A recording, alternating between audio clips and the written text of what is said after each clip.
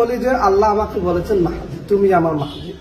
আসসালামু আলাইকুম রহমতুল্লাহ। প্রিয় দর্শক, ইমাম মাহদি আলাইহিস সালাতু ওয়াসসালাম।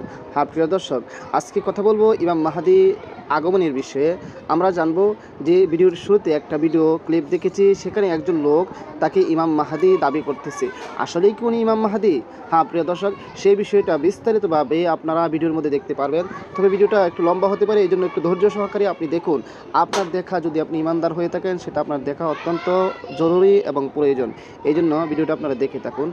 প্রিয় দর্শক, সহিহ হাদিসের বিবরণ থেকে অবগত হওয়া যায় যে আখিরি জামানায় ইমাম মাহদির আত্মপ্রকাশ কিয়ামতের সর্বপ্রথম বড় আলামত। তিনি আগমন করে এই উম্মতের নেতৃত্বের দায়িত্বভার গ্রহণ করবেন, ইসলাম ধর্মকে সংস্কার করবেন এবং ইসলামী শরীয়তের মাধ্যমে বিচার ফায়সালা করবেন।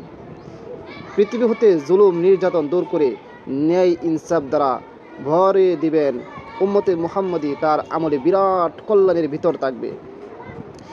ইমাম ইবনে কাসির রহমতুল্লাহ আলাইহি বলেন, তখন ফল ফলাদিতে প্রচুর বরকত হবে, মানুষের সম্পদ বৃদ্ধি পাবে, ইসলাম বিজয়ী হবে, ইসলামের শত্রুরা পরাজিত হবে এবং সকল প্রকার কল্যাণ বিরাজ করবে। এখন জেনে নেই ইমাম মাহদির পরিচয়। তার নাম হবে আমাদের নবী সাল্লাল্লাহু আলাইহি ওয়াসাল্লামের নামের মতোই, এবং তার পিতার নাম হবে আমাদের নবী সাল্লাল্লাহু আলাইহি ওয়াসাল্লামের পিতার নামের মতোই। তিনি হবেন হাসান বিন আলী রাদিয়াল্লাহু তাআলা আনহু এর বংশ থেকে। ইবনে কাসির রহমতুল্লাহ আলাইহি বলেন, তিনি হলেন মুহাম্মদ বিন আবদুল্লাহ আল ফাতিমি আল হাসানি।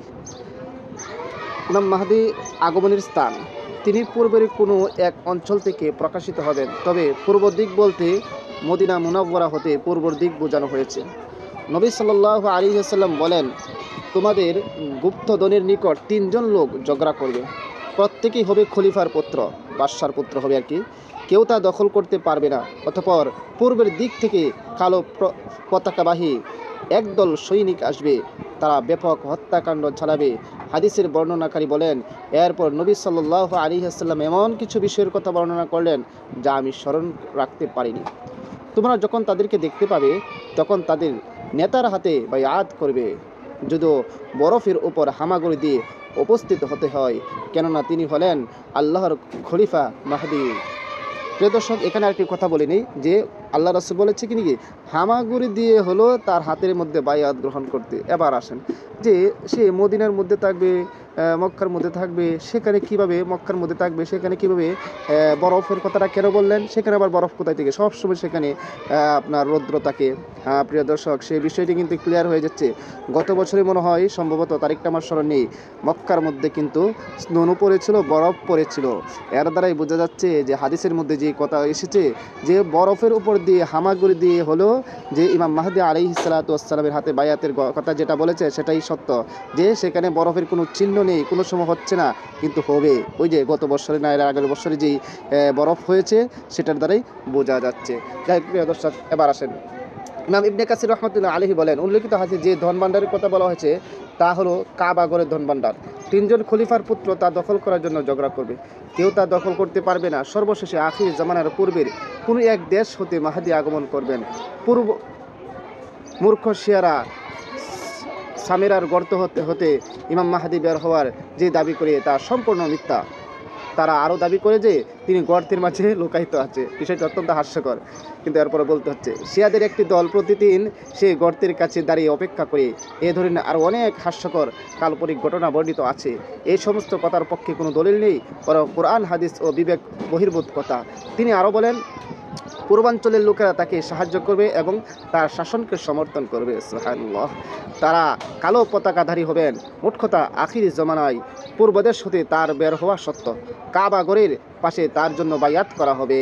ওই আগে যে কথাটা বলেছিলাম যে রাসূলুল্লাহ সাল্লাল্লাহু আলাইহি ওয়াসাল্লাম বলেছেন যে তার হাতে বাইয়াত গ্রহণ করার জন্য যদিও বরফের উপর হামাগুড়ি দিয়েও করতে হয়, আর সেটা হবে ওই কাবা ঘরের মধ্যে তিনি থাকবেন, তিনি সেখানে বায়াত গ্রহণ করবেন। সেখানে বিষয়টা কিন্তু বলেছি যে এখানে কিন্তু বরফের কথা কেন আসলো, সেই বিষয়টা আমি বলে দিয়েছি। এবার আসেন ইমাম মাহদি আলাইহিস সালাতু ওয়াসসালাম দুনিয়ার মধ্যে আসার কিছু দলিল তো লাগবে, দলিল ছাড়া তো কথা বললে হবে না। ইমাম মাহদি আগমনের ব্যাপারে অনেক সহিহ হাদিস রয়েছে। কোনো কোনো হাদিসে প্রকাশ্যভাবে তার নাম উল্লেখ আছে, আবার কোনো কোনো হাদিসে তার গুণাগুণ উল্লেখিত হয়েছে। তার আগমন সত্য হওয়ার জন্য এই সমস্ত হাদিসই যথেষ্ট। এক নম্বর হাদিস, আবু সাঈদ খুদরি রাদিয়াল্লাহু তাআলা আনহু নবী করিম সাল্লাল্লাহু আলাইহি ওয়াসাল্লাম হতে বর্ণনা করেন, আখিরি জমানায় আমার উম্মতের ভিতরে মাহাদির আগমন ঘটবে।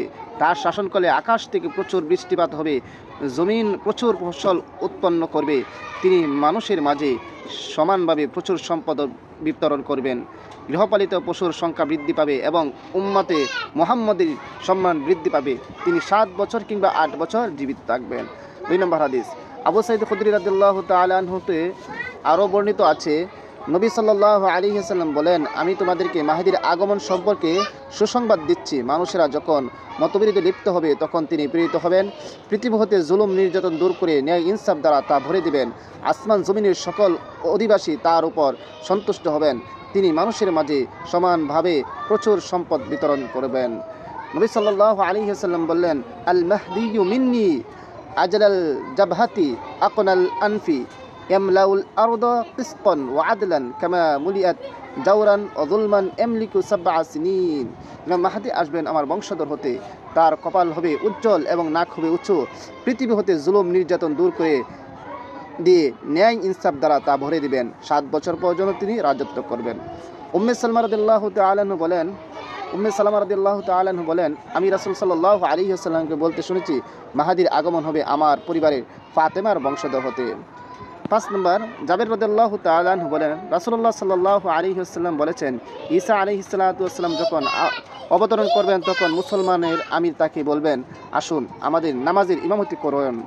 ঈসা আলাইহিস সালাম বললেন, বরং তোমাদের আমির তোমাদের মধ্যে হতেই। এই উম্মতের সম্মানের কারণেই তিনি এ মন্তব্য করবেন। ইমাম ইবনুল কাইয়্যিম আল মানারুল মুনিফ গ্রন্থে উক্ত হাদিসটি বর্ণনা করেছেন। সেই আমিরের ইমামতিতে মুসলমানগণ নামাজ পড়বেন। তার নামও উল্লেখ করেছেন আর কি। আর তিনি হলেন মাহদী। এই হাদিস সম্পর্কে ইবনুল কাইয়্যিম বলেন, হাদিসের সনদ খুব ভালো। 6 নম্বর, আবু সাঈদ খুদরি রাদিয়াল্লাহু তাআলা আনহু রাসূলুল্লাহ সাল্লাল্লাহু আলাইহি ওয়াসাল্লাম থেকে বর্ণনা করেন, ঈসা ইবনে মারইয়াম যেই ইমামের পিছনে নামাজ পড়বেন তিনি হবেন আমাদের মধ্য হতে।